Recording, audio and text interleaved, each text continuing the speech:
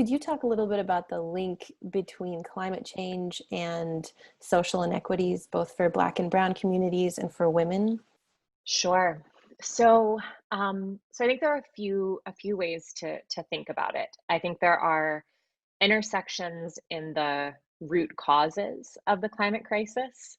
There are intersections in the impacts of the climate crisis, and there are intersections in our ability or inability to solve the climate crisis. So, if we kind of trace back the roots of like really what's causing climate change, right? We're like, oh, greenhouse gas emissions. Well, where do those come from, right? If you like click back enough layers, you realize that really a lot of this has its roots in extractive capitalism and colonialism, right? Which had racism baked in from the get go, it had misogyny baked in from the get go. When we understand the system that's creating the crisis, right? Like, I think it's helpful sometimes to flip the script that like climate change isn't the problem. Climate change is a manifestation of the problem, right? That's causing mass inequality, that's causing racial violence, that's causing an epidemic of meaninglessness and loneliness, right?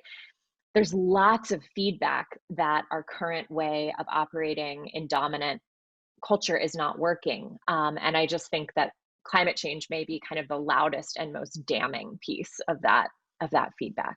Climate change is a threat multiplier. So if you think about any existing inequities, vulnerabilities, challenges that exist in society, when you start adding climate impacts into the mix, right? Food insecurity, displacement because of increasingly unnatural disasters, et cetera, right?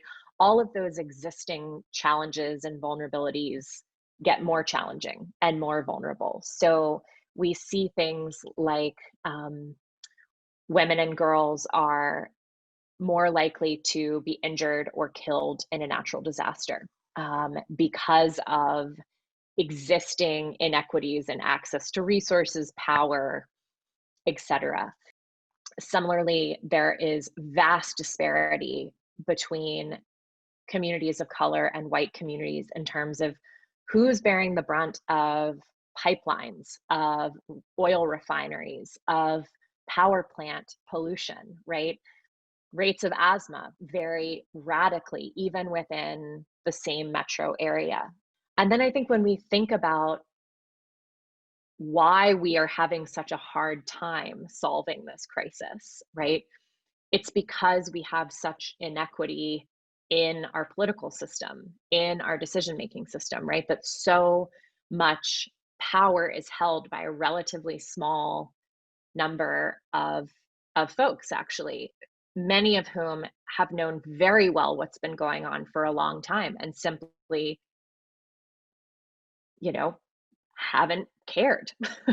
And so when we think about what is it going to take to actually create the capacity to respond in the way that we need to, well, that's going to take a much more inclusive democracy, for example, right? It's going to take much better parity across gender, across racial lines, across socioeconomic backgrounds in terms of decision making, because climate change is the greatest injustice on the planet.